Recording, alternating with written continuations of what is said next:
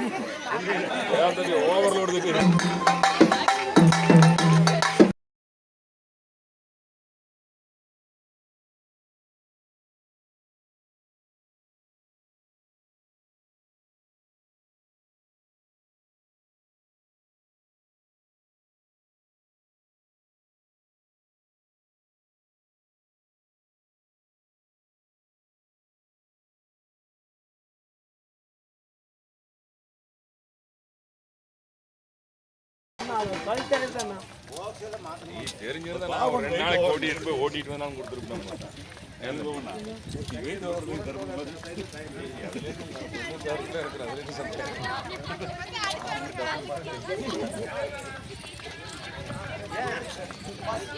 சாமிக்கு மெல்ல போங்க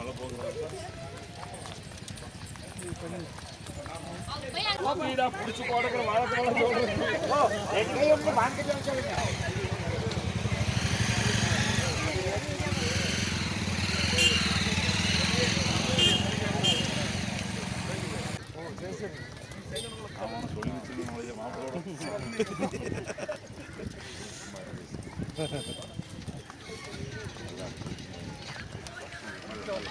இருங்க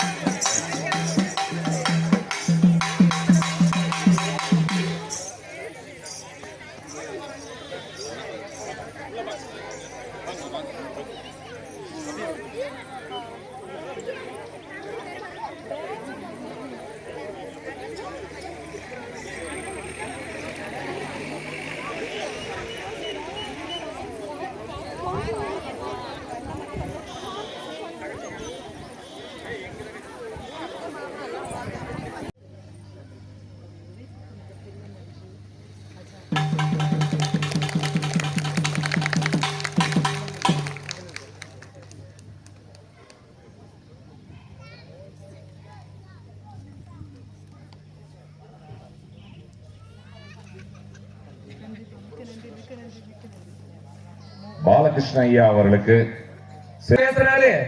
ஆனா எந்த நிகழ்வுக்கும் அவரை பேச விடுறது இல்லைன்னு சொல்லி சொன்னாங்க. அந்த மாதிரி அவரும் ஒரு சிறந்த பேச்சாளர், நிறைய உட்கருத்துக்கள். வெற்றிவேல் ஐயா அவர்களுக்கு மணி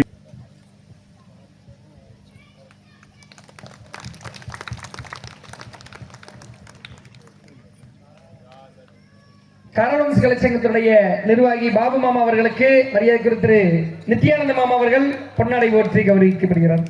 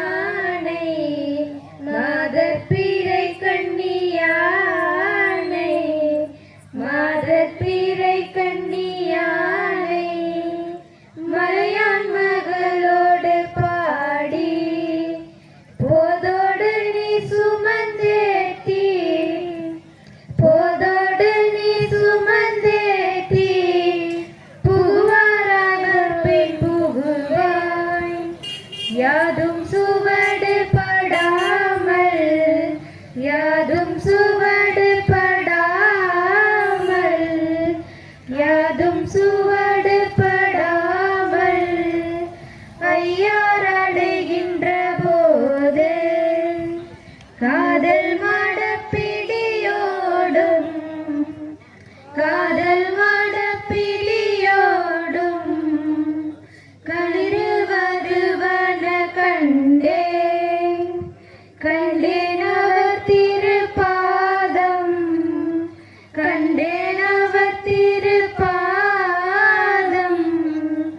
கண்டேன் அவர் திருப்பாதம் கண்டறியாதன கண்டேன் கண்டேன் அவர் திருப்பாதம் கண்டறியாதன கண்டேன் கண்டேன் அவர் திருப்பாதம் கண்டறியாதன கண்டேன் மாதர் பீரை கன்னியானை மாதர் பீரை கன்னியானை மாதர் பீரை கன்னியானை.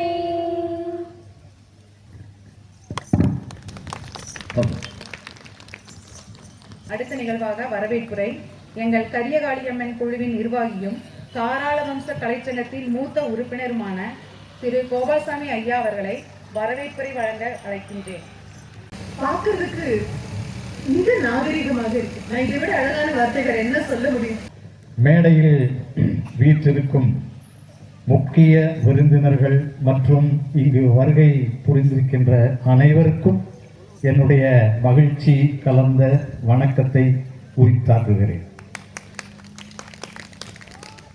காராளவம்சம் கலை சங்கத்தின் ஒரு அங்கமாக விளங்கும் கரியகாளியம்மன் கலைக்குழு கொல்லப்பட்டி முதலாம் ஆண்டு அரங்கேற்ற பெருவிழாவிற்கு வருகை புரிந்திருக்கும் மதிப்பிற்கும் மரியாதைக்கும் உரிய அம்மா முனைவர் திருமதி ஜெயந்த ஸ்ரீ பாலகிருஷ்ணன் அம்மா அவர்களை அறிமுகப்படுத்த வேண்டிய கடமை என்னுடையது. அம்மா அவர்களுடைய எழுச்சி பேருரையை கேட்டு பல பேர் அவர்களுடைய வாழ்வில் திருந்தி இருக்கின்றார்கள் அல்லது அவர்களுடைய பழக்கத்தை மாற்றி இருக்கிறார்கள். அப்படி மதிப்புக்குரிய அம்மா அவர்களை நமது கரிகாளியம்மன் சங்கத்தின் சார்பாகவும் நமது காராளவம்ச கலை சங்கத்தின் சார்பாகவும் கொல்லவெட்டி பொதுமக்கள் சார்பாகவும் மற்றும் இங்கு கூடியிருக்கும் அனைவரது சார்பாகவும் வருக வருக என வரவேற்கின்றேன். அடுத்ததாக திரு கே நித்யானந்தம் அவர்கள்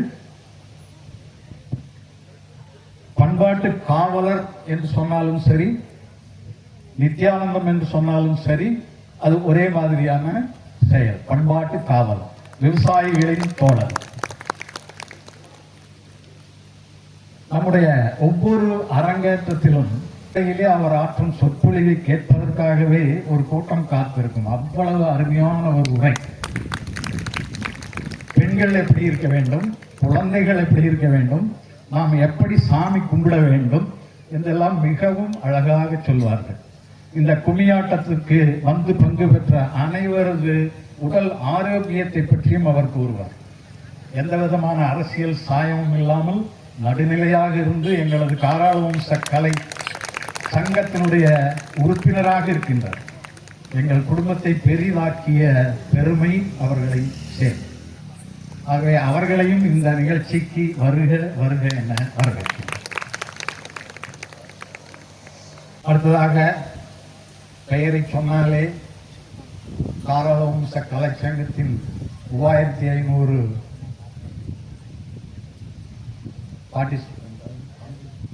அங்கத்தினர்கள் சந்தோஷமும் கைதட்டம் ஆட்டோமேட்டிக்கா அதை தன்னிச்சையாக செயல்படும் நமது ஆசிரியர் திரு சிவகுமார் அவர்கள்.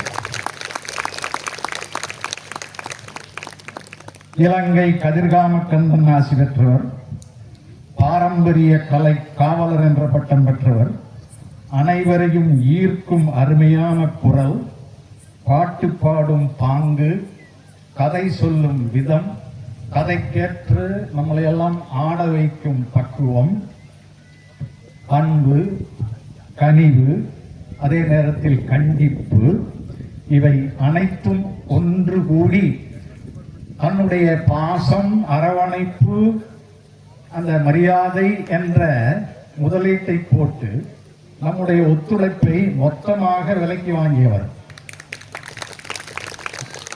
அவருடைய குரல் வன்மை அம்மா ரொம்ப ரசிச்சுட்டு இருந்தாங்க. நான் அம்மாவை ரசிச்சுட்டு இருந்தேன். உங்களுடைய ஆட்டத்தை பார்த்து அவங்க மெய் மறந்து அப்படியே அவங்க எப்பவுமே பேசும்போதும் இப்போ நம்ம வாத்தியார் சொன்ன மாதிரி குழந்தைக்கு சொல்லிக் கொடுப்பது போல், கிளிப்பிள்ளைக்கு சொல்லிக் கொடுப்பதை போல என்று சொல்வார்கள். அவங்க பேச்சை கேட்டாலே நீங்கள் உடனே அதை ஃபாலோ பண்ணி ஆகணும். பாரம்பரிய கலை காவலர் திரு சிவகுமார் அவர்களை வருக வருக என வரவேற்கிறேன். அடுத்ததாக பாபு மாப்பிள்ளை அவர்கள்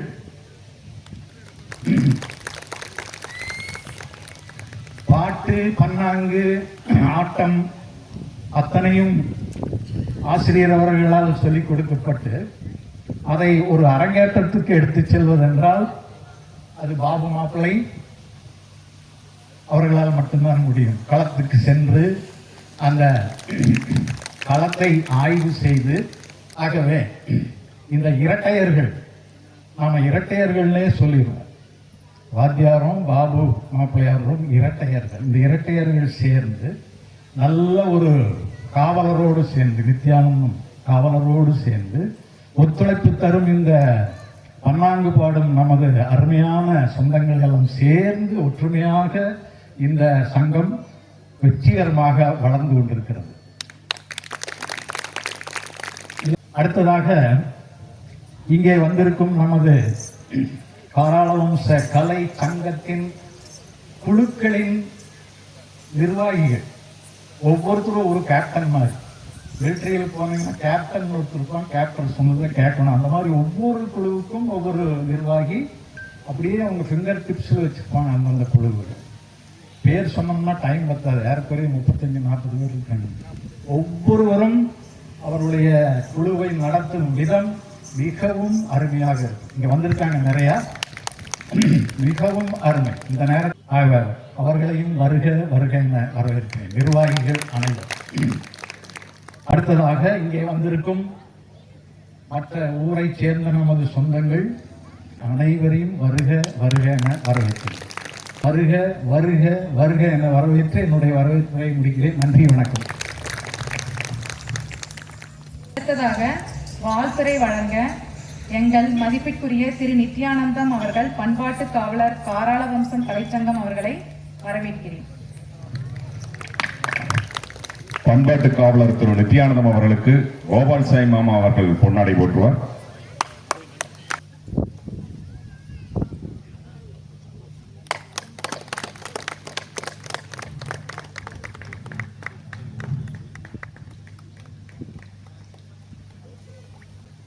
கரியகாளியம்மன் கலைக்குழுவின் 1ஆம் ஆண்டு விழாவிற்கு வருகை தந்திருக்கக்கூடிய முனைவர், இதுவரை தூரத்தில் இருந்து பார்த்து அவருடைய பேச்சை ரசித்திருக்கின்றேன், கேட்டிருக்கின்றேன். இன்று அவரோடு ஒரு மேடையில் அமர்ந்து எனக்கும் இந்த பேசக்கூடிய வாய்ப்பை கொடுத்த காராள வம்ச கலைச்சங்கத்துக்கு இந்த நேரத்தில் நன்றியை தெரிவித்துக் கொள்கின்றேன். ஆசிரியர், துணை ஆசிரியர் போன்ற அனைவருக்கும் இந்த நேரத்தில் நன்றிகளை தெரிவித்துக் கொள்கின்றேன். ஒரு மாணவனுக்கு என்ன பெருமைனா, தன்னுடைய ஆசிரியரின் பொற்கரங்களால் ஒரு பொன்னாடை வாங்குவதுதான் பெருமை. அப்படி ஒரு மாணவனாக எங்களுடைய ஆசிரியர் அன்னைக்கெல்லாம் பெரம்ப வச்சு மிரட்டினார்.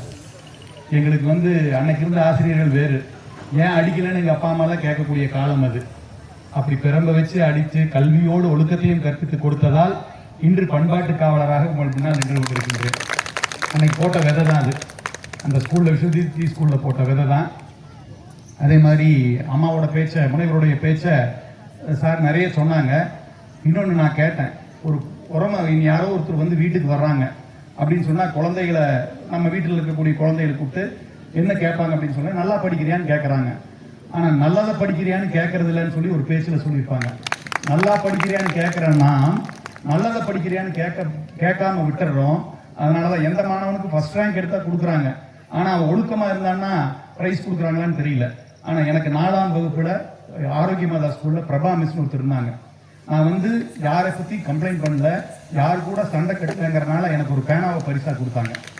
அதெல்லாம் தான் பிற்காலத்தில் ஒழுக்கம் என்ற ஒன்றை ஒரு தாரக மந்திரமாக எடுத்து என்னுடைய வாழ்க்கையை அமைத்துக் கொள்வதற்கு வாய்ப்பாக இருந்திருக்குமோ என்று கருதுகின்றேன்.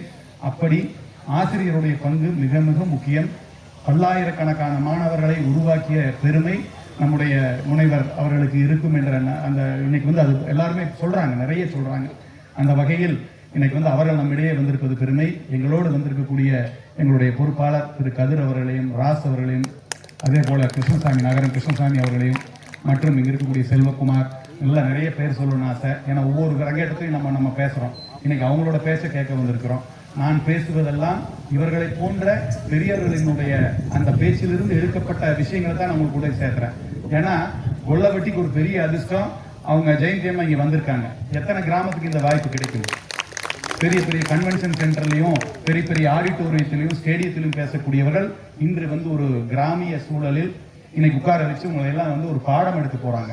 இப்படி ஒரு வாய்ப்பு எல்லாருக்கும் கிடைக்காதுங்கிறதுனால இவர்களை போன்றவர்கள் பேசக்கூடிய பேச்சிலிருந்து சில விஷயங்களை எடுத்து நான் உங்கள்கிட்ட பேசக்கூடிய அந்த வாய்ப்பு இன்னைக்கு உருவாயிருக்குது. அதனால இன்னைக்கு இருக்கக்கூடிய நாள், இந்த 1ஆம் ஆண்டு, இன்னும் 100 ஆண்டு காலம் இந்த குழு நன்றாக இயங்க வேண்டும். காராள வம்சத்தை பொறுத்தவரை இன்னைக்கு 4000 குடும்ப உறுப்பினர்களை கொண்டிருக்கின்றோம். 10,000 என்ற இலக்கை நிர்ணயித்து போய் கொண்டிருக்கின்றோம். நம்முடைய எதையும் ஆரம்பிக்கிறது எளிது, ஆனால் கொண்டு செல்வது கடினம். நம்முடைய வெற்றி என்பது அது எவ்வளவு தூரம் வெற்றி பெறுவது ஈஸி, அந்த இடத்துல நம்ம தக்க வச்சுக்கிறது கஷ்டம். அதே போலதான் இன்னைக்கு ஆரம்பிச்சாச்சு. 1 ஆண்டு என்பது ஒரு பெரிய ஒரு மைல்கல். இது நம்முடைய இலக்கு கிடையாது. இன்னும் இலக்கை அடைய போக வேண்டிய தூரம் நிறைய இருக்குது. இது நம்முடைய ஒரு மைல்கல். கண்டிப்பாக இதை நாம் கொண்டாட வேண்டும். கொண்டாடத்தான் கொண்டாடக்கூடிய வாய்ப்பை ஆண்டவன் நமக்கு கொடுப்பான். அந்த வகையில் இதை நாம் கண்டிப்பாக மனதார கொண்டாடுவோம். மீண்டும் ஒரு முறை நம் அனைவரும் சேர்ந்து நம்முடைய குழுவிற்கே நாம் வாழ்த்து சொல்வதாகத்தான் அர்த்தம். அப்படி இது இன்னும் ஆண்டாண்டு காலத்திற்கு தொடர்ந்து இந்த பயணம் நீடிக்க வேண்டும். சமுதாயத்தில் பண்பாட்டையும் கலாச்சாரத்தையும் காப்பாற்றி மக்கள் நல்வாழ்வு வாழ்வதற்கு நம்முடைய பங்கை நாம் கொடுப்போம் என்று கூறி வாய்ப்புக்கு நன்றி கூறி விடைபெறுகிறேன். நன்றி. குமார் அவர்கள் சிறிய கவிதை சொல்ல வருகிறார். அனைவருக்கும் மாலை வணக்கம். உங்களுடைய தாய் வீட்டுக்கு வந்திருக்கும் அனைவரையும் அன்புடன் வரவேற்கிறது கரியாளியம்மன் கலைக்குழு மற்றும் ஊர் பொதுமக்கள் கொல்லப்பட்டி.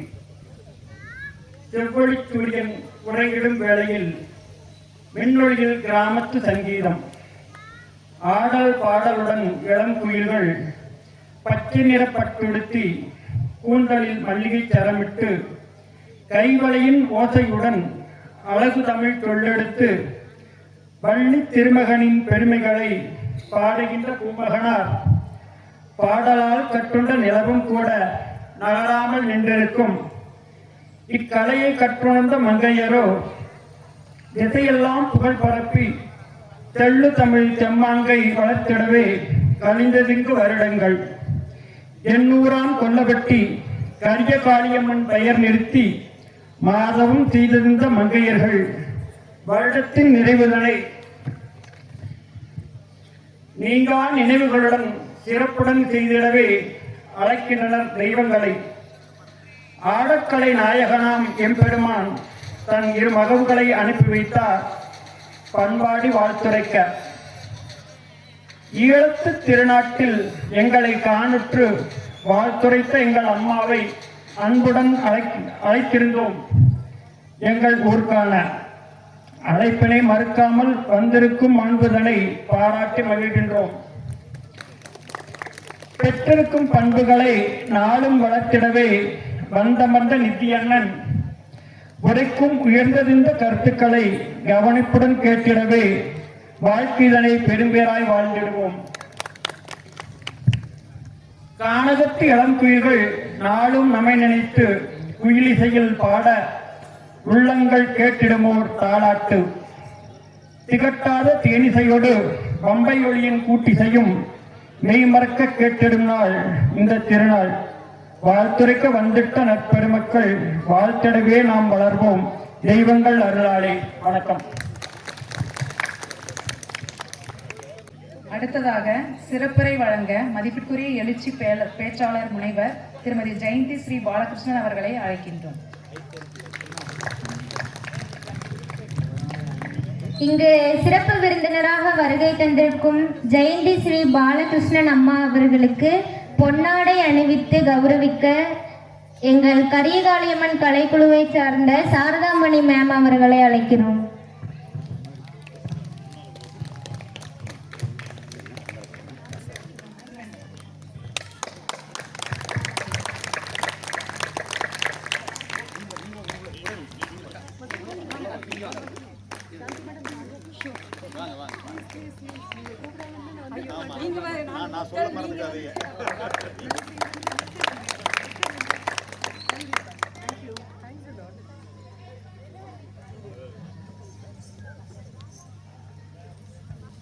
வணக்கம். ஒரு வணக்கம் சொன்ன எதிரொலி வணக்கம்னு வரணும். வணக்கம் இல்ல, இவ்வளவுதான் உங்களால சொல்ல முடியுமா? ஆடி கழிச்சிட்டீங்களா? வணக்கம். இந்த வணக்கத்தை நான் ஒற்றையாக கோயம்புத்தூருக்கு கொண்டு போக போறது இல்லை. இந்த வணக்கம் யாருக்கெல்லாம் அப்படிங்கிறது சொல்லிடுறேன். மேடையில் இருக்கக்கூடிய அத்தனை பெரியவர்களுக்கும் இந்த வணக்கம் பொதுவானது. அப்ப தெரிஞ்சிருந்தா இன்னும் கொஞ்சம் கூட சத்தமா வணக்கம் சொல்லியிருக்கோம் இல்லையா? இன்னொரு தடவை கூட முயற்சி பண்ணலாம். இன்னொரு நல்ல வணக்கம் சொல்லுங்க. வணக்கம். அப்ப இவ்வளவு இருக்கு, இன்னும் உடம்புல இவ்வளவு சக்தி மிச்சம் இருக்கு. இந்த வணக்கம் மட்டுமே அல்ல, நான் சில விஷயங்களை சொல்லும் பொழுது உங்களுடைய கைத்தட்டல் எனக்காக அல்ல, சில பேருக்காக இந்த கைத்தட்டல் கண்டிப்பாக வேணும். மதியம் நாங்க வரும் பொழுது இந்த இடம் சுத்தம் செய்யறதுக்கான எல்லா முனைப்பும் இருந்தது. ஆனா மாலையில வந்து பார்க்கும் பொழுது இடம் முற்றிலுமாக மாறி போயிருக்கு. இங்க இருந்த முள், கல், புல் எல்லாவற்றையும் உங்கள் கால்கள் துன்பப்படாத அளவுக்கு மாற்றி அமைத்து அதற்கு மேல இவ்வளவு அழகான ஒரு கம்பளத்தை போட்டு காற்றடிக்கும் போது இந்த கம்பளம் பறந்து போயிடக்கூடாது அப்படிங்கிறதுக்கான ஏற்பாடும் பண்ணி, பாட்டு தொடங்கும் பொழுது அடிச்ச காற்றுல கம்பளம் முன்னோக்கி வர ஓடி வந்து யார்கிட்டையும் கேட்காம இந்த கனமான தண்ணீருக்காக வைத்திருக்கக்கூடிய இந்த கண்டெய்னர்ஸ், இந்த பாத்திரங்களை கொண்டு வந்து உங்களுடைய பாராட்டை எதிர்பார்க்காம, கைத்தட்டலை எதிர்பார்க்காம, நன்றியை எதிர்பார்க்காம, யாருடைய கவனத்தை ஈர்க்க வேண்டிய எண்ணம் இல்லாம கொண்டு வந்து வச்சாங்க இல்லையா, அவர்களுக்கு கண்டிப்பா ஒரு கைத்தட்டல் கண்டிப்பா கொடுக்கும். ஆட ஆரம்பிச்ச உடனே ஒவ்வொருத்தர் காலிலேயே ஏதேதோ தெட்டுப்பட நகர்ந்து ஒவ்வொருத்தரா கொடுக்க, உங்களுக்கு பாடம் சொல்லிக் கொடுத்த ஆசிரியர்களாக இருந்தாலும் பக்கத்துல வந்து அதை வாங்கி உங்க காலில் இனிமே குத்தாத தூரத்துல போட்டாங்க இல்லையா, அது மிகப்பெரிய விஷயம். அவர்களுக்கு கண்டிப்பா கைத்தட்டல் வேணும். அடுத்தது, நீங்க அணிந்து கொண்டிருக்கக்கூடிய இதே பச்சை நிறம் மாதிரி இங்க மிக ஒயிலாக கொடியசைற மாதிரி இந்த மின்விளக்குகள், உங்களுடைய முகத்துல இருக்கக்கூடிய இந்த சிரிப்பு மாதிரி பொன்னாலான நிறத்துல இருக்கக்கூடிய இந்த மின்விளக்குகள் இவ்வளவு அழகாக அலங்காரம் பண்ணி நடுவில் 2 தென்னை மரம், அதாவது நீங்க ஆடி ஆடி பாடி பாடி கொண்டாடும் பொழுது ஆடாம அசையாம உங்களையே வைத்த கண் வாங்காமல் பார்த்து கொண்டிருக்கக்கூடிய இந்த தென்னை மரங்கள், ஊர்ல இருக்கக்கூடிய அத்தனை பெரியவர்கள் அவர்கள் வந்து பின்னால நிற்க வேண்டாம், அவர்கள் அமரட்டும் சொல்லி அவர்களுக்கான அந்த நாற்காலிகள், அது போக மிக மிக நேர்த்தியான ஆடையில, மிக சிறப்பான ஆடையில என் கண்ணுக்கு தோன்றியது நீல வானமும் பச்சை வயலும் ஒன்னா சேர்ந்து உங்க ஆடையாக மாறின மாதிரி இருக்கு. அந்த பச்சை நிறம் போதாது அப்படின்னு சொல்லி கையில மிக அழகான ஒரு கைக்குட்டை, அவ்வளவு ஒயிலான அசைவோடு அரைகடல் அப்படியே மெல்ல பக்கத்துல வந்து இல்ல நான் உன் பக்கத்துல வரல அப்படின்னு திரும்பி போற மாதிரி உங்களுடைய ஆட்டம். இதை பயிற்றுவித்த அந்த பெரியவர்கள், பார்க்க வந்திருக்கக்கூடிய பெரியவர்கள், அதுவும் பார்க்க வந்திருக்கக்கூடிய பெரியவர்கள் எல்லாருமே விவசாய குடும்பத்தை சேர்ந்தவங்க. மாலை நேரத்துல மாட்டினுடைய கறவை நேரம் இருந்திருக்கும். பாலை கறந்து முடிச்சு அடுத்த வேலை செய்ய வேண்டிய எல்லா வேலையும் செய்து முடித்து கைத்தட்டலாலேயே உங்களை ஊக்குவிக்கிறதுக்காக வந்திருக்கக்கூடிய ஊர் பெரியவர்கள் அத்தனை பேருக்கும் உங்களுடைய இந்த வணக்கமும் கைத்தட்டலும் மறக்காம வந்து சேரும். உங்களை கண்கொட்டாம நான் பார்த்துட்டு இருந்தது மட்டும் அல்ல, இந்த பெரியவர்கள் அத்தனை பேர்கிட்டையும் நான் கேட்கக்கூடிய ஒரு விஷயம், மறக்காம குழந்தைங்களுக்கு சுத்தி போடுங்க. என்னை கண்கொட்டாம பார்த்துட்டு இருந்தா கண்கொட்டிடுமோங்கிற அச்சம் எனக்கே இருக்கு. தமிழ் அவ்வளவு அழகான தமிழ், கேட்கறதுக்கு அவ்வளவு இனிமையான தமிழ். திரு சிவகுமார் அவர்களுடைய பாடலை கேட்க கேட்க அவ்வளவு சந்தோஷமாக இருந்தது. எனக்கு என்ன தோன்றியதுன்னா, மெய்யாலும் வள்ளியை நான் பார்த்ததில்லை, ஆனா இத்தனை வள்ளிகளை பார்க்கக்கூடிய ஒரு வாய்ப்பு எனக்கு நீங்க கொடுத்தீங்க.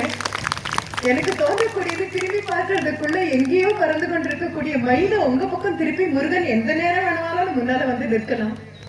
அவ்வளவு இதாக, அவ்வளவு அழகாக, அவ்வளவு இங்கிதத்தோடு, அவ்வளவு நாகரிகத்தோடு, கலையம்சத்தோடு. எனக்கு நீங்க கரியக்காளி அம்மன்னு சொல்லும் பொழுது கூட கண்ணெல்லாம் நிறைஞ்சு போச்சு. என்ன அழகான பெயர், என்ன ஒரு நிறம். அந்த நிறம், அந்த நிறத்தோடு எல்லைக்காளியாக உட்கார்ந்திருக்கக்கூடிய அந்த தெய்வத்தின் பெயரால ஒரு காராள வம்சத்தினுடைய கலைச்சங்கம் மிக அழகான ஒரு இந்த சூழல்ல வந்து நான் பங்கெடுக்கிறதுக்கு எனக்கு மிகப்பெரிய வாய்ப்பு கொடுத்த சாந்தி மேடம்க்கு நான் பெரிய நன்றி சொல்லியே ஆகணும். எனக்கு நான் அந்த நன்றியை சொல்லும் பொழுது 12:30 மணிக்கெல்லாம் நாங்க வந்து சேர்ந்துட்டோம். எங்களுக்கு உணவு கொடுத்தது மட்டும் அல்ல,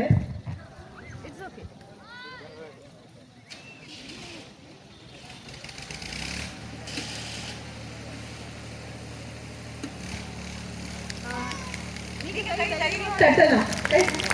எதற்கு கை தட்டணும் தெரியுமா? இப்போ திடீரென்று ஒரு மின்தடங்கள் ஏற்பட்டு விளக்குகள் எல்லாம் அணைந்த அடுத்த நிமிடம் மனிதனுடைய இயல்பு ஒரு குரலை கொடுத்து கூவுறது. ஆனா நாகரிகத்தினுடைய அழகு என்ன தெரியுமா? அந்த இருள் நீங்கி மீண்டும் ஒளி வர வரைக்கும் அமைதியா உட்கார்ந்துருந்தீங்க இல்லையா? அந்த அழகு பெரிய கைதட்டம். நான் இதை வெறும் ஆசிரியரை மட்டும்தான் பார்க்கிறேன்.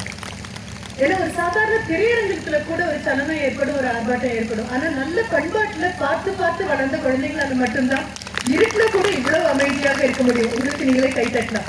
மறுபடியும் சாந்தி மேடம், மதிய உணவு அல்ல அம்மா பெரிய விஷயம், அதை பார்த்து பரிமாறுற பாங்கு இருக்கு இல்லையா, அதுதான் பெரிய விஷயம். மனநிறைவு இலையில அவங்க பரிமாறுறதுக்கு முன்னாலே வந்துடும்.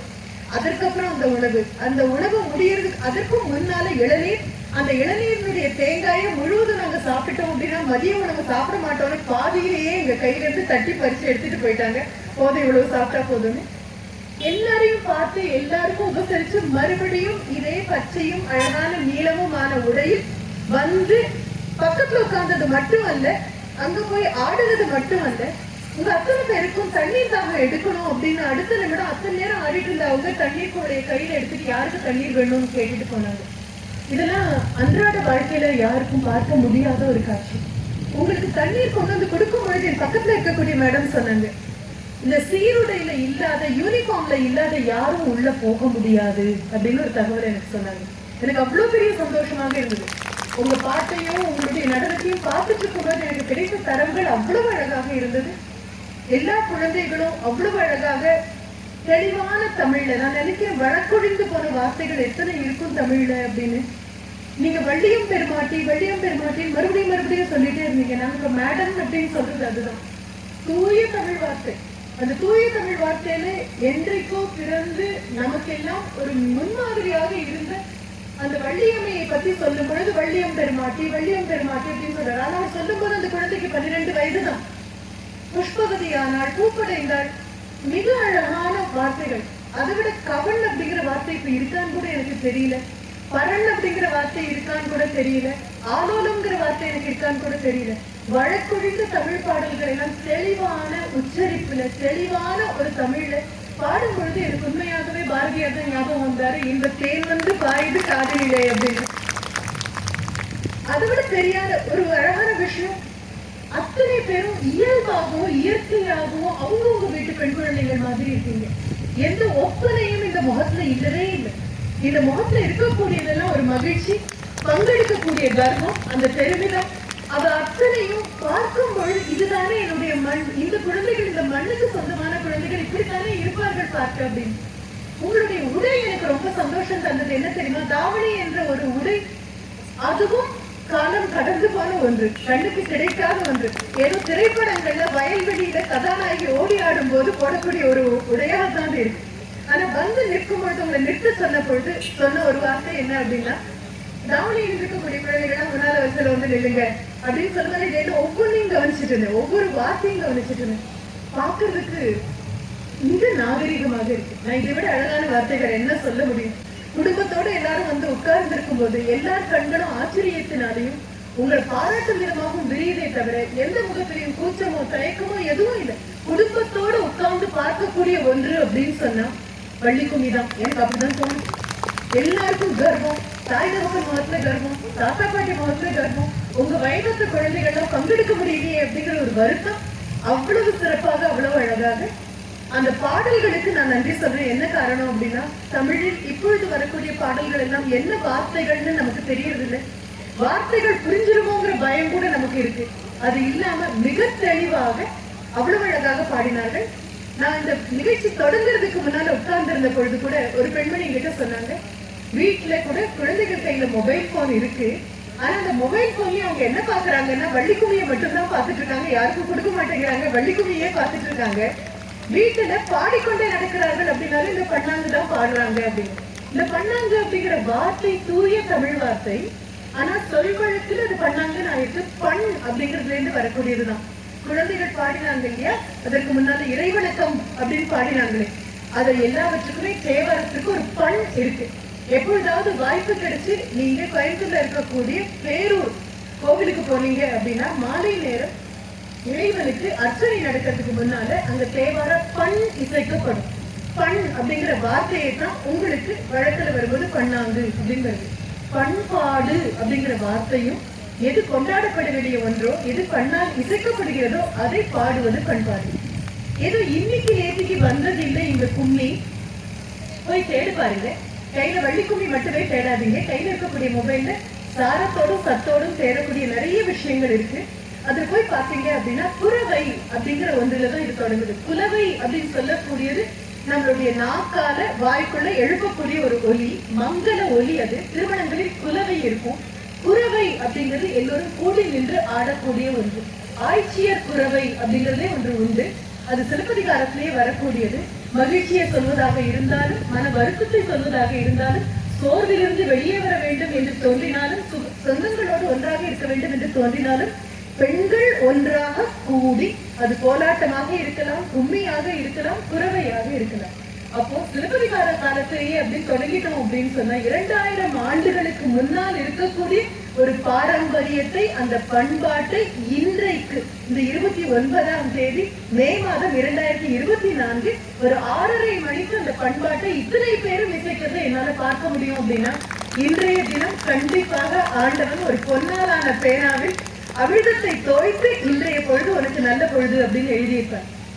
இந்த ஆட்சியர் குறைவை போய் பாருங்க. கண்ணகி வரும் பொழுது நிமித்தங்கள் சரியா இல்லாமல் போகும் பொழுது அவளுக்கு மனதுக்கு மகிழ்வூட்டுவதற்காக அங்கே இருந்த 1000 மகளிர் எல்லோரும் ஒன்றாக சேர்ந்து பாடிய ஒன்று இந்த ஆட்சியர் குறைவை. வள்ளிக்கும்மியை பற்றி முழுவதுமாக ரொம்ப அழகாக திரு சிவகுமார் அவர்கள் ஒவ்வொன்றாக சொல்லிட்டே வந்தாரு. எத்தனை விதமான கும்மிகள் இருக்கு அப்படிங்கிறதையும் சேர்த்து சொன்னாரு. வள்ளி அப்படிங்கிற வார்த்தைக்கே கொடி அப்படின்னு தான் பேர். அது வடமொழியில வரும்போது லதா அப்படிங்கிற பெயராக மாறும். தமிழ்ல வரும்பொழுது வள்ளி அப்படின்னாலே கொடி போன்றவள் அப்படின்னு தான் சொல்லும். அவ கிடைத்ததும் அந்த மாதிரி கொடிகள் சொல்லிருக்கக்கூடிய வரத்திலிருந்து தான் அந்த பெண்மணி கையில கிடைச்சிருக்கா. அடுத்தது அவர் சொல்லிட்டு வரும்பொழுது எனக்கு தோன்றியது, நான் பல இடங்கள்ல மறுபடியும் சொல்லக்கூடிய ஒன்று, பெண்மை என்பது வீரம் சார்ந்தது, ஆண்மை என்பது அழகு சார்ந்ததுன்னு சொல்லு. உங்களுக்கு சில பேருக்கு தோணலாம், இல்ல மேடம் பெண்மை தானே அழகு சார்ந்தது, ஆண்மை தானே வீரம் சார்ந்தது. கண்டிப்பாக இல்லை. இந்திய மண்ல தமிழ் மண்ணை பொறுத்த வரைக்கும் பெண்மை என்பது வீரம் சார்ந்தது. ஏன்னா திரு சிவகுமார் அவர்கள் சொல்லி வரும்போது ஒரு தகவல் சொன்னாரு, கேட்டிருக்கலாம் நீங்க, ஆனா இந்த மாதிரி அதை பார்த்தீங்களான்னு தெரியாது. ஒரு 12 வயது ஆகும் பொழுது ஒரு பெண் குழந்தை பருவம் அடையக்கூடிய அந்த நேரத்தில் தனியாக வனத்திற்கு அனுப்பப்படுவாள். அவள் கால் மிதித்து ஏறுவதற்காக அங்கு ஒரு பரண் இருக்கும். அந்த வேடுவ குலத்தை சேர்ந்தவர்கள் அந்த பெண்ணுக்கு தனியாக தன்னை காத்துக் கொள்ளக்கூடிய அளவுக்கு வீரம் இருக்கிறதா என்று பார்ப்பதற்காக தனியாக அவரை அனுப்புவார்கள், திணைக்குளம் காப்பதற்காக அனுப்புவார்கள் அப்படின்னு அவர் சொல்லிட்டே வந்தார்.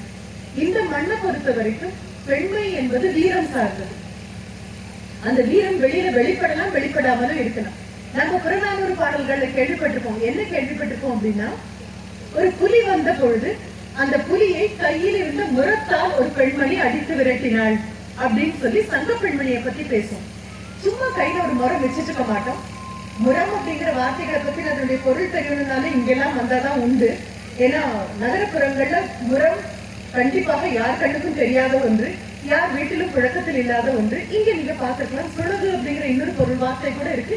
இலங்கையிலேயும் அந்த வார்த்தையை அவங்க பயன்படுத்துறாங்க. ஒரு பெண்மணி கையில இருக்கக்கூடிய முரத்தால் ஒரு புலியை அடிச்சு விரட்டி இருக்க முடியுமா அப்படின்னு யோசிச்சு பாத்தீங்க அப்படின்னா உங்களுக்கு புரிய வருது என்னவாக இருக்கும் தெரியுமா? அந்த பெண்ணுக்கும் தெரியும் கண் முன்னால இருந்தது ஒரு புலிதான் அப்படின்னு. அந்த பெண்ணுக்கும் தெரியும் தன் கையில் இருக்கக்கூடியது ஈட்டியோ கொடுவாளோ அல்ல, கையில் இருப்பது சாதாரணமான திணை. அந்த இருக்கக்கூடிய அந்த நெல்மணிகளையும் திணைமணிகளையும் அவற்றை சுத்தம் செய்வதற்காக கையில் வைத்திருக்கக்கூடிய முரம் அப்படின்னு அவளுக்கு தெரியும். கையில இருக்கக்கூடிய முரத்தால் ஒரு புலி ஒரு பெண்மணி அடிச்சு விரட்டுறது அல்ல. அவ அடிச்சு எதனால விரட்டினா தெரியுமா? முரத்தால் அல்ல, மனதில் இருந்த உரத்தால் அடிச்சு விரட்டு.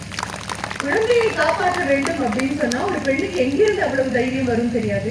குடும்பத்தை காப்பாற்ற வேண்டும்னா எவ்வளவு தைரியம் வரும் அப்படின்னு தெரியாது. அப்படி பாத்தீங்க அப்படின்னா வீட்டுல இருக்கக்கூடிய உங்க அம்மாக்களை விட உறுதி வாய்ந்த வீரம் வாய்ந்த ஒரு பெண் உலகத்துல கிடையாதுன்னு புரிஞ்சுக்கோங்க. நீங்க தட்டுற கை எல்லாமே வீட்டுல இருந்து உங்களை இவ்வளவு பத்திரமா அனுப்பின தாய்மார்களுக்கு சொந்தமானது. மிகப்பெரிய வீரம் இருந்தா மட்டும்தான் ஒரு குடும்பத்தை நடத்திட்டு போக முடியும். ஒரு புலம்பல் இல்லாம யார்கிட்டயும் வருத்தத்தை சொல்லாம ஒரு பெண்மணியால நடத்திட்டு போக முடியும் அப்படின்னா மிகவும் மனதுல உறுதி வேணும். ஆண்மை என்பது அழகு சார்ந்தது நான் சொன்னேன் இல்லையா? அது மயிலாக இருந்தாலும் சரி, அல்லது காட்டில் வரத்தில் இருக்கக்கூடிய ஆண் சிங்கமாக இருந்தாலும் சரி, தோற்றத்தின் பொலிவு என்பது ஆண்களுக்காக இயற்கை வகுத்து வைத்தது. என்ன காரணம் அப்படின்னு சொன்னா, அந்த குடும்பத்தை காப்பாற்றுறதுக்காக ஒரு பெண் இணை தேடி வரும் பொழுது பார்ப்பதற்கு அந்த வீரம் கண்ணில் தெரிய வேண்டும். அதற்காக பிடரியில் இருக்கக்கூடிய மயிலெல்லாம் பிரித்துக் கொண்டிருக்கக்கூடிய ஒரு சிங்கமாக இருந்தாலும் சரி, பெட்டை மயிலை பார்த்து தோகையை விரித்து நிற்கக்கூடிய ஆண்மையிலாக இருந்தாலும் சரி. ஆண்மை என்பது இந்த மண்ணை பொறுத்தவரை அழகுக்காக விட்டுட்டோம். பெண்மை என்பது அடிப்படையில் வீரம் சார்ந்த ஒன்று. அந்த வீரத்தை தான் இங்கு பாக்குறேன். ஆனா வெறும் வீரம் யாருக்கு வேணும்? வீரமே எப்பொழுது அழகா இருக்கும் தெரியுமா? ஈரத்தோடு இருந்தாதான் அந்த வீரமே அழகு. மண்ணுல இருக்கக்கூடிய மனதில் இருக்கக்கூடிய வீரத்து ஈரத்தோட சேர்ந்து.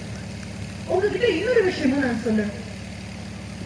திருவாதிரை ரொம்ப பெரிய விஷயமாக கொண்டாடக்கூடிய பெண்மணிகள் நீங்க. திருவாதிரை அன்னைக்கு வீட்டுல பார்த்திருப்பீங்க, திருமணமான பெண்கள் எல்லோருமே தாலி கயிற்றுக்கு மிகப்பெரிய முக்கியத்துவம் கொடுக்கக்கூடிய ஒன்று. கணவன் பல்லாண்டு காலம் வாழ வேண்டும் என்று ஒரு பெண் பிரார்த்திக்கக்கூடிய ஒன்று. இதே மாதிரி திருவாதிரை கேரளாவில் ரொம்ப பிரபலமாக கொண்டாடக்கூடிய ஒன்று. சரி, வள்ளிக்குமிக்கும் திருவாதிரைக்கும் கேரளாவிற்கும் என்ன சம்பந்தம் அப்படின்னு கேட்டோம் அப்படின்னா, இப்பொழுதுதான் நீங்க கேரளான்னு சொல்றோமே தவிர அது சேர நாடாக தான் இருந்தது. தமிழ்நாட்டுல சோழனும் பாண்டியனும் சேரனும் ஆண்ட மொத்தம் தான் தமிழ்நாடு. அது போக அதுல இங்கே ஒரு கொங்கு மண்டலமும் கண்டிப்பாக உண்டு. பல்லவர்கள் அதுக்கப்புறம் வந்தாங்க. கேரளாவில் இன்றளவும் இன்னைக்கு போய் நீங்க தேடுறீங்க இல்லையா, இந்த வள்ளிக்குமி தேடுறீங்க இல்லையா, அதே மாதிரி கேரளாவில திருவாதிரை அன்னைக்கு கண்டிப்பாக கணவன் நீண்ட நாள் உயிரோடு இருக்க வேண்டும் என்று இங்கே இருக்கக்கூடிய நீங்கள் எப்படி கொண்டாடுகிறீர்களோ அதே போல கேரளாவிலும் இருக்கிறது. ஆனா அவர்களுக்கு அந்த ஆட்டத்தின் போது ஒரு உங்களை மாதிரி இன்னொரு ஆட்டம், அதுக்கு கை கொட்டி களி அப்படின்னு தெரியும். கை கொட்டுறது அப்படின்னாலே கும்மி அப்படின்னு தான் அர்த்தம். களி அப்படின்னா விளையாட்டு அப்படின்னு அர்த்தம். தமிழ்ல இன்னும் இருக்கக்கூடிய வார்த்தை களிப்படைந்தேன் அப்படின்னு சொன்னாலே மகிழ்ந்தேன் அப்படின்னு அர்த்தம். களிப்பு எப்பொழுது கிடைக்கும் அப்படின்னா, களியின் மூலமாக வருவது களிப்பு, ஆட்டத்தின் மூலமாகவும் பாட்டின் மூலமாகவும் வரக்கூடியது களிப்பு. கைகொட்டி களி அப்படின்னு சொல்லுவாங்க, அல்லது திருவாதிரை களி அப்படின்னு சொல்லுவாங்க. அது ஒரு பலகாரமாக நம்ம செய்யக்கூடிய களி அல்ல நான் சொல்றது, அவர்களுடைய ஆட்டத்தை பத்தி சொல்றேன். சரி, இவ்வளவு நாள் வந்தது எப்போ? சங்க காலத்துல இருந்து இறங்கி கொஞ்சம் கொஞ்சமா பக்கத்து நாடு அடுத்த நாடு எல்லா இடத்துலயும் பெண்களுடைய இந்த ஆட்டம் இருக்கு. மனச்சோர்வு வராமல் இருப்பதற்கு பெண்கள் வெளியே வர வேண்டும். அவர்கள் என்ன சொல்வார்கள், இவர்கள் என்ன சொல்வார்கள் அப்படின்னு பார்த்துட்டு இருந்தாலும் ஒண்ணு புரிஞ்சுக்கணும். அவர்களுக்கும் இவர்களுக்கும் நம்மை பற்றி பேசுவது மட்டும்தான் வேலை அப்படின்னா அந்த வேலையை அவங்க ஒழுங்கா பண்ணட்டும். நாம மறக்காம வெளியில வரணும். குழந்தைகளாகவும் பெரியவர்களாகவும் எத்தனை பேர் ஆடுகிறீர்கள்ப்பா? வயதே இல்லை. நான் சாந்தி மேடம் கிட்ட கூட அதுதான் கேட்டேன், அதிகபட்ச வயது இங்க என்னவாக இருக்கும், குறைந்தபட்ச வயது என்னவாக இருக்கும் அப்படின்னு. குறைந்தபட்ச வயது 10 இருக்கும் அப்படின்னாங்க. ஆனா ஆடின அந்த குட்டி குழந்தைகளுக்கெல்லாம் 10 எனக்கு தோணல. நடவண்டியை விட்டு இப்பதான் வெளியில வந்திருக்கும்னு நினைக்கிறேன். அந்த குழந்தைங்க அவ்வளவு அழகா ஆடுறாங்க அப்படின்னா குறைந்தபட்ச வயது அம்மாவின் கர்ப்பத்திலிருந்து வெளியே வந்தது. அதிகபட்ச வயது யாருக்கெல்லாம் ஆட முடியுமோ, ஆட்டம் காணாமல் ஆட முடியுமோ அவர்கள் எல்லாரும் ஆடலாம். அவ்வளவு அழகாக ஆண்கள் எல்லாரும் பின்னால நிற்க, பெண்கள் எல்லாரும் ஆடக்கூடிய. அடுத்து நான் ஒரு விண்ணப்பத்துக்கு வரேன். உங்களுடைய இந்த விடுதலை, நீங்க எல்லாம் வெளியில வருது, இவ்வளவு நாகரிகமாகவும் சிறப்பாகவும் பண்பாட்டோடும் கலாச்சாரத்தோடும் ஆடக்கூடிய இந்த கும்மிய விடுதலைக்காக ஒரு நபர் பயன்படுத்தினார். என்ன சொன்னாலும் நான் ஒரு ஆசிரியர் தானே, எங்க பேசினாலும் ஆசிரியராகத்தானே என்னால பேச முடியும். உங்களுக்காக, பெண் விடுதலைக்காக ஒரு நபர் இந்த கும்மியை பயன்படுத்தினார். பாரதியாரை பத்தி கேள்விப்பட்டிருப்பீங்க. வள்ளி கும்மியில என்றாவது ஒரு நாள் சமுதாயத்திற்காக நீங்க சொல்ல வேண்டிய செய்திகள் அப்படின்னு வரும் பொழுது பாரதியாருடைய விடுதலை கும்மி அப்படின்னு ஒண்ணு இருக்கு. நீங்க எல்லாம் மேடை பேச்சுக்கு பயன்படுத்தலாம், பேச்சு போட்டிக்கெல்லாம் பயன்படுத்தலாம் இல்லையா? அதை தாண்டி உங்க மனதுக்குள்ள போறதுக்காக பாரதியார் அப்படி பாடலைன்னா இன்றைய பொழுது இத்தனை பெண்கள் வெளியில வந்திருக்க மாட்டோம். உங்க முன்னால கையில ஒரு மைக்க பிடிச்சிட்டு பேசுறதுக்கு எனக்கும் வாய்ப்பு கிடைச்சிருக்காரு. சொல்லும் பொழுது அவர் ரொம்ப அழகாகவும் அதே பண்ணுல நீங்க பண்ணாங்கன்னு சொல்லக்கூடிய அதே பண்ணுல அவர் சொல்லக்கூடியது என்ன தெரியுமா? கும்மியடி தமிழ்நாடு முழுதும் குலுங்கிட கைகொட்டி கும்மியடி. நீங்க கை தட்டி கும்மி அடிக்கும் பொழுது ரொம்ப சாதாரணமா தான் இருக்கு. எனக்கு உங்களுடைய அரவம் பெரிதாக என் காதுல கேட்கல. ஒருவேளை அவ்வளவு அழகாக தாடம் வாசித்துக் கொண்டிருந்த அந்த மேல சத்தம் காரணமாக கூட இருக்கலாம். என் கவனம் அதுல போற காரணமாக கூட இருக்கலாம். அவ்வளவு அபாரமான வாசிப்பு அது. அதற்கு நடுவுல அவர் சொல்லக்கூடியது கும்மியடி.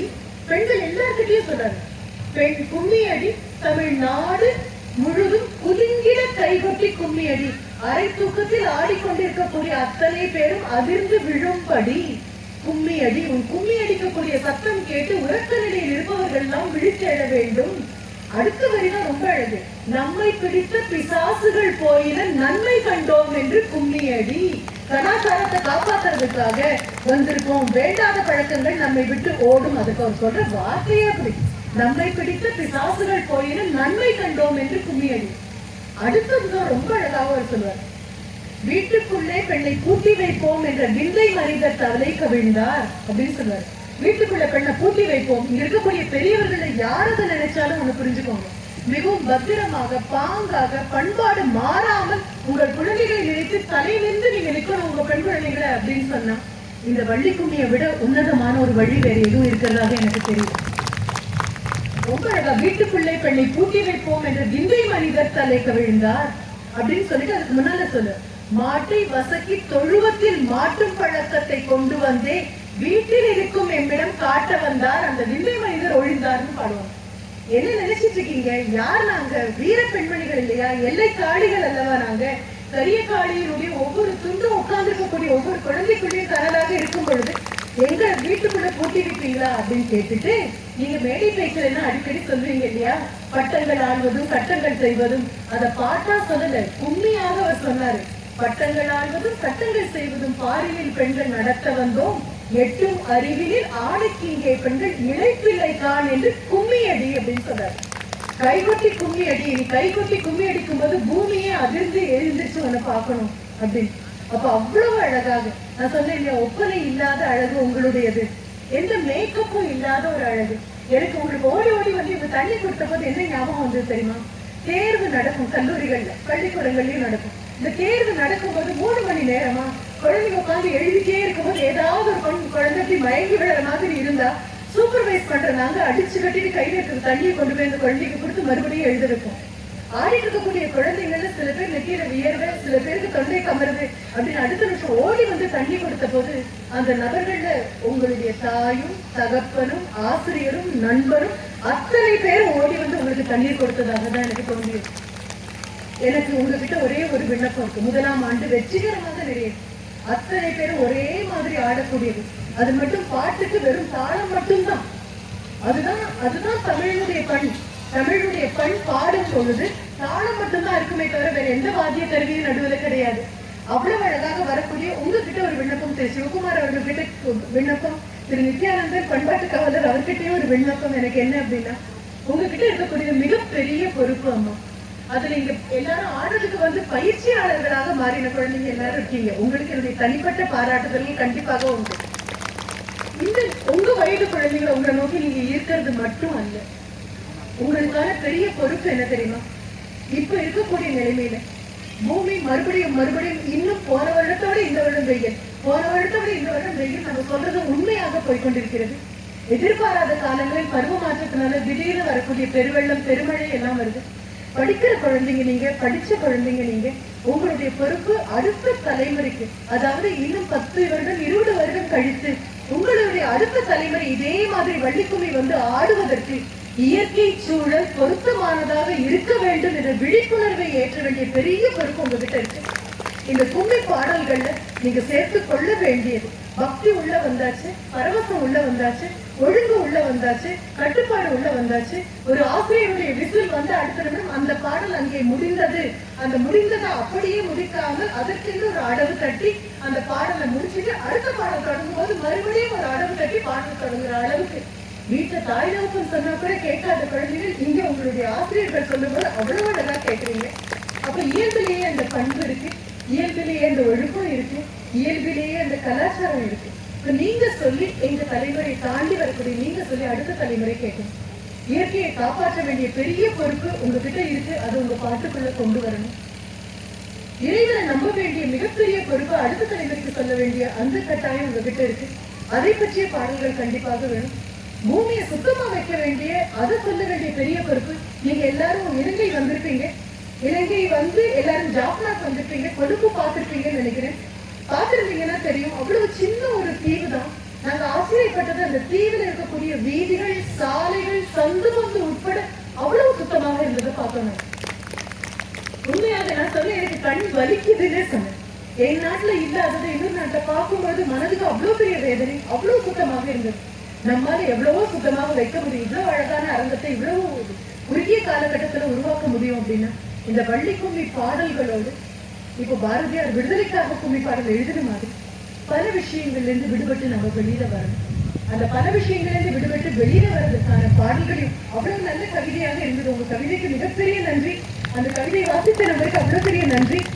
அந்த வார்த்தைகள் அவ்வளவு அழகாக இருக்கு, தூய தமிழ் வார்த்தைகளாக இருக்கு. வழக்கொழிந்து போன வார்த்தைகள் எல்லாம் ஒன்றாக கட்டி ஒரு பொன்முடிப்பு கொடுத்த மாதிரி இருந்தது. அவர்கிட்டயே அந்த பொறுப்பை நீங்க கொடுக்கலாம். நாட்டை எப்படி பார்க்கணும், நாட்டு பற்றும் வள்ளி கும்மியோடு வரக்கூடியதுதான். ஏன்னா இந்த மண்ணில பிறந்த வள்ளியை கொண்டாடுறோம் அப்படின்னா அவ பிறந்த மண்ணையும் சேர்த்து நம்ம கொண்டாடுவோம். அதனால நாட்டுப்பற்று இதுலதான் கண்டிப்பா வரணும், மொழி பற்றி இதற்குள்ளதான் வரணும். கொஞ்சம் விவசாயம் இவ்வளவு நன்றாக செழிக்கணும் அப்படிங்கிறது உங்ககிட்ட தான் வரணும். பயிர் பச்சைகள் காப்பாற்றப்படணும் அப்படிங்கிறதும் உங்ககிட்ட இருந்துதான் வரணும். ஆடு மாடு ஆணிரைகள் கொண்டாடப்படணும் அப்படிங்கிறதும் உங்ககிட்ட இருந்துதான் வரணும். ஏன்னா தாயாருக்கு கொடுத்த பாலை விட அதிகமாக இங்க இருக்கக்கூடிய ஆணிரைகள் பாலை குடிச்சுதான் நம்ம அத்தனை பேரும் வளர்ந்திருக்கோம். அந்த நன்றி கடனாக நிற்கக்கூடிய பூமிக்கு ஒரு வாழ்த்து, பேசக்கூடிய மொழிக்கு ஒரு வாழ்த்து, குறித்த பாலை கொடுத்த அந்த ஆவினத்துக்கு ஒரு வாழ்த்து, தாய் தகப்பனுக்கு மிகப்பெரிய வாழ்த்து, சொல்லிக் கொடுத்த ஆசிரியருக்கு ஒரு வாழ்த்து அப்படின்னு சொல்லி இந்த குழந்தைகளுக்குள்ள பாட்டல் தெரிந்த நபர்கள், கவிதை எழுதக்கூடிய நபர்கள் இருப்பார்களே. ஆனால் சந்தத்திற்கும் பாட்டு எழுதுறதும் மெட்டமிக்கதும் அந்த பொறுப்பை நம்ம சிவகுமார் ஐயாட்ட விட்டுடலாம். தாளம் தப்பாம தாளம் கொடுக்கக்கூடியது அந்த பொறுப்பையும் கொடுத்துடலாம்.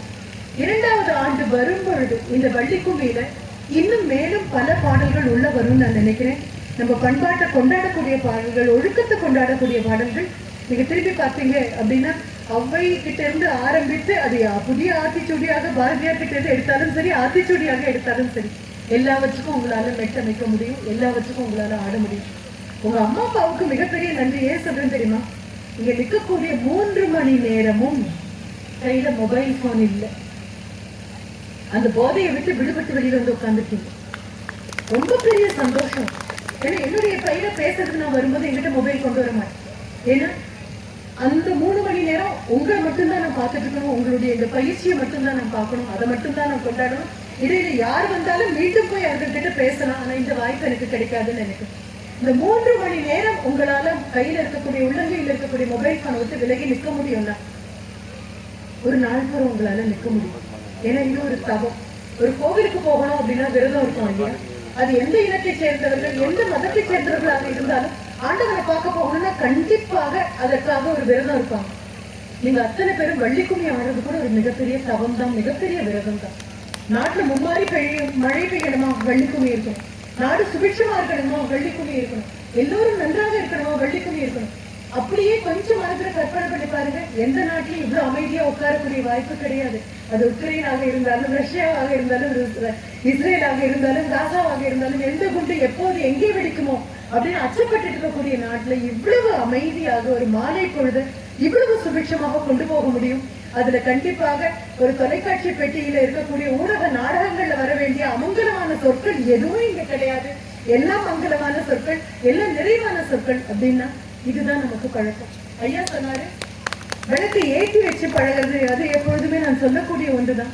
ஏன்னா ஒரு பிறந்த நாள் ஒரு குழந்தைக்கு அப்படின்னு சொன்னா விளக்கை ஏற்றி வைத்து வீட்டில் உள்ள பெரியவர்கள் எல்லாம் அந்த குழந்தை தலையில கொஞ்சம் அட்சதையை போட்டு ஆசீர்வாதம் பண்ணி அவங்களுடைய எங்களுடைய நல்வாழ்க்கை எல்லாம் உனக்கு சேர்ந்து வரட்டும், எங்களுடைய ஆயுளும் ஆரோக்கியமும் உனக்கு கிடைக்கட்டும் அப்படின்னு வாழ்த்தக்கூடிய பண்பாடு உள்ள நபர்கள்.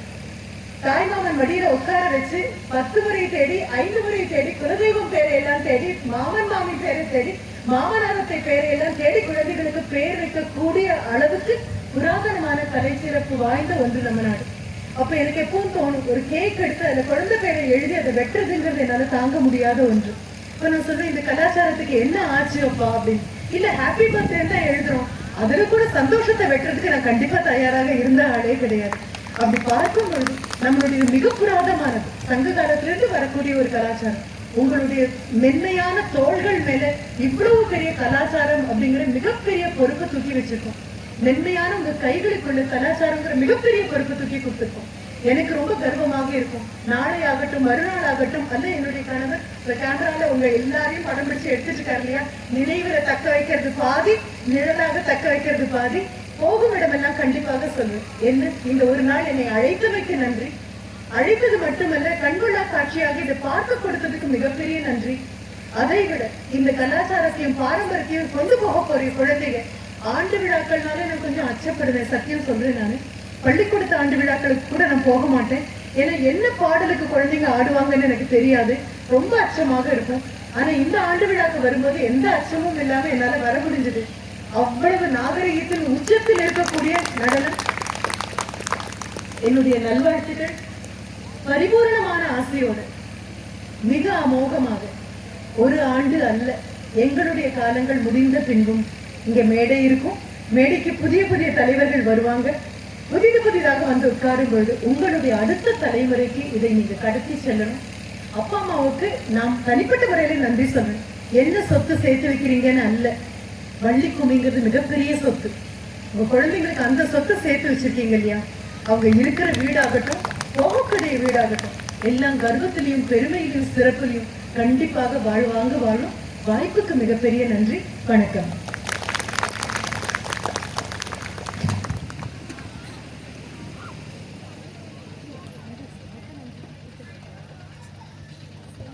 நாடெனும் போதினிலே இன்பத் தேன் வந்து பாயுது காதினிலே என்ற பாரதியார் பாடலுக்கிணங்க இவ்வளவு நேரம் எங்களை செந்தமிழில் நல்ல அருமையான பேச்சு பேசிய திரு அம்மா அவர்களை, நீங்கள் இங்கே வருகை புரிந்ததில் இருந்து நடந்து கொண்டிருக்கும் ஒவ்வொரு நிகழ்வையும் மிக அருமையாக அனுபவித்து ரசித்து பேசிய உங்கள் உரை எங்கள் அனைவருக்கும் வியப்பையும் மகிழ்ச்சியையும் அளித்தது. மேலும் பெண்மையின் வீரத்தையும் வீரத்தில் ஈரத்தையும் விவரித்த விதமும் மிகவும் அருமை. மேலும் திருவாதிரை நோன்பை விவரித்த விதம் மிகவும் அருமை. மேலும் இறுதியாக நீங்கள் கேட்டுக்கொண்ட விண்ணப்பம், அதாவது இயற்கை வள பாதுகாப்பினை எங்கள் குழந்தைகள் நிறைவேற்றுவார்கள் என்று உறுதிபட கூறுகிறோம் அம்மா. நன்றி. எல்லோருக்கும் வணக்கங்க. நம்ம ஜெயந்தி ஸ்ரீ அம்மா பேசினாங்க. நான் இலங்கையிலுக்கு போயிட்டு இருக்கும்போதே அங்கே வந்திருக்கும்போது சொல்லியிருந்தா இப்படி வரேன்னு சொல்லியிருந்தாங்க. நாங்கள் திடீர்னு ஒரு மழையே இல்லை, நாங்கள் முதல் சொல்லியிருந்தா ஆண்டு விழா வந்து ரொம்ப சிறப்பாக கொண்டாடணும் தம்பி, நித்தியானமோடும் சொல்லியிருந்தேன் ஆண்டு விழா நல்லா பண்ணலாங்கண்ணா அப்படின்னு சொல்லி. ஒரு மாதம் மழை இல்லாதனால கொஞ்சம் வருத்தமாக இருந்ததுனால சரி ஆண்டு விழா பார்ப்போம் அப்படின்ட்டு இருந்தோம். அப்புறம் ஒரு நாள் எல்லாரும் எங்கள் குழுவில் கூட்டம் போட்டு பேசிட்டு சரி ஆண்டு விழா எப்படி பண்ணலாம் அப்படிங்கும்போது சரி பண்ணலாம் அப்படின்னாங்க. அப்புறம் சில பேர் சொன்னாங்க கண்டிப்பாக நம்ம முயற்சி எடுத்துருக்குறோம், மழை பெய்யி நம்ம ஆண்டு விழா கண்டிப்பாக பண்ணுவோம் அப்படின்னாங்க. அப்போ யார் என்ன பேசிகிட்டு இருக்கும்போது நான் திடீர்னு ஜெயந்தி மேடம் அவர்கிட்ட கேட்டேன், எங்கள் ஊரில் இப்படி வைக்கலான்ட்டு இருக்கிறேங்க மேடம், நீங்கள் வர்றீங்களா அப்படின்னு கேட்கும்போது அவங்க கண்டிப்பாக நான் இருக்கேன், ஒரு ஊருக்கு போகணுங்கிற சூழ்நிலை இருக்கிறேம்மா, முடிஞ்சால் ஊருக்கு போயிடுவேன், இல்லைன்னா கண்டிப்பாக நான் வர்றேன் அப்படின்னு சொல்லி சொன்னாங்க. நீங்கள் வாங்கம்மா எங்களுக்கு வந்து எங்கள் அப்போ மாமெல்லாம் சொன்னாங்க, எப்படி ஜெயந்தி மேடத்தை வந்து நம்ம எப்படி நம்ம ஊருக்கு கூப்பிட்றது அப்படிங்கும்போது, இல்லைங்க மாமா அவங்க கண்டிப்பாக வருவாங்க நம்மளுக்காக அப்படின்னு சொல்லி சொன்னாங்க. அதே மாதிரி ஒரு 2 நாள் எனக்கு டைம் கொடுமா, நான் சொல்கிறேன் அப்படின்னு சொல்லி சொல்லியிருந்தாங்க. அப்புறம் நான் கூப்பிடல, என்னங்க மேடம் வரலீங்களான்னு கேட்கல, அவங்களே கூப்பிட்டு தினேஷ் கூப்பிட்டு நான் வராமல் கூப்பிட்டேன், எனக்கு கூப்பிட்டு கண்டிப்பாக நான் வர்றேன் அப்படின்னு சொல்லி சொன்னாங்க. அப்போ எனக்கு வந்து ரொம்ப சந்தோஷமாக இருந்துச்சு.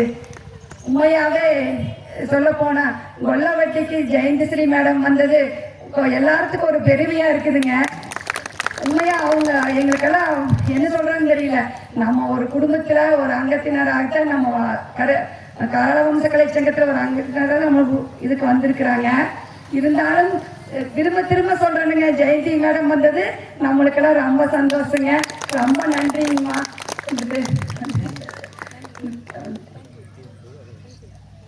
நித்யாண்ணா எப்பவுமே நம்ம அரங்கேற்றத்தில் எல்லாத்துலேயுமே சிறப்பாக வந்துடுவாங்க. இருந்தால் நித்யாண்ணனுக்கு கூட அழைப்புதல் கொடுக்கலீங்க. நான் நேற்று தான் ஃபோன் பண்ணி, அண்ணா இப்படி நீங்கள் அழைப்பே வேண்டாங்கக்கா, எப்போ சொன்னாலும் அதான் சொல்லுவாங்க, நீங்கள் வரணுமே இல்லை, நாங்கள் என்ன பண்ணுறதுன்னு தான் கேட்பாங்க, வரவே வேண்டாம் நான் என்ன பண்ணுறது அப்படிங்கிறத நித்யாண்ணாவும் கேட்பாங்க. அதுவும் ரொம்ப சிறப்பாக இருந்துச்சு அண்ணா, ரொம்ப நன்றிங்கம்மா, ரொம்ப நன்றிங்கண்ணா. நன்றிங்க அக்கா. இப்பொழுது காரணவம்ச கலைச்சங்கத்தின் ஆண்டு விழாவுக்கு வருகை புரிந்த ஜெயந்தி ஸ்ரீ மேடம் அவர்களுக்கு கொல்லவட்டி கரியகாளியம்மன் கலைக்குழு சார்பாக நினைவு பரிசு வழங்கப்படுகிறது.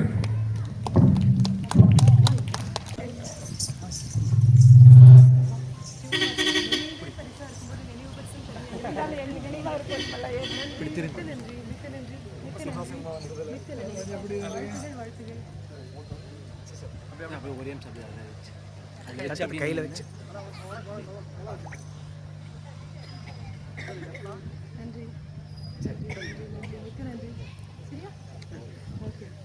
எங்களுடைய கலைக்குழுவின் மூத்தவர் ஐயா வேல்சாமி ஐயா இந்த மாதிரி ஆண்டு விழா நடக்கு கொல்லப்பட்டிக்கு ஜெயந்திமா வர்றாங்க அப்படின்னு சொன்னதுனால அவர் எப்பவுமே எங்க போனாலும் ஆசிரியர் எனக்கு 2-3 பேருக்கு பழனி போனா கண்டிப்பா பிரசாதம் எல்லாம் வரமாட்டாரு.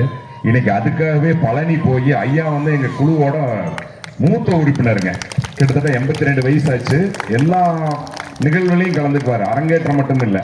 அப்பேற்பட்ட ஐயா வந்து இன்னைக்கு பழனியிலிருந்து அம்மாவுக்கு நித்திய அண்ணாவுக்கு எல்லாத்துக்கும் பிரசாதம் கொண்டு வந்திருக்காங்க. அவரு கையால் இப்பொழுது வழங்கப்படுகிறது. ஒவ்வொரு அரங்கேற்றம் முடிந்தாலும் அன்றைய தினம் காலையில பழனி மலை கீழிருந்து மேல நடந்தே சென்று இவர் வந்து ஓய்வு பெற்ற போக்குவரத்துடைய உயர் பதவியில் இருந்தவருங்க ஐயா. ரொம்ப சந்தோஷம் ஐயா.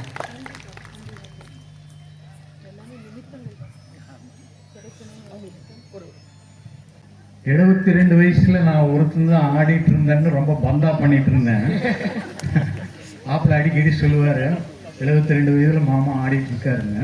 திடீர்னு பார்த்தா 75 வயசுல இவர் நம்மளை முந்திட்டார். நாங்கள் 2 பேரும் ஒன்றா நின்று தான் ஆடுவோம், எல்லாரும் நேரத்துலையும். ஐயா ரொம்ப நன்றிங்க வந்ததுக்கு. நன்றி. நன்றிங்க மாமா.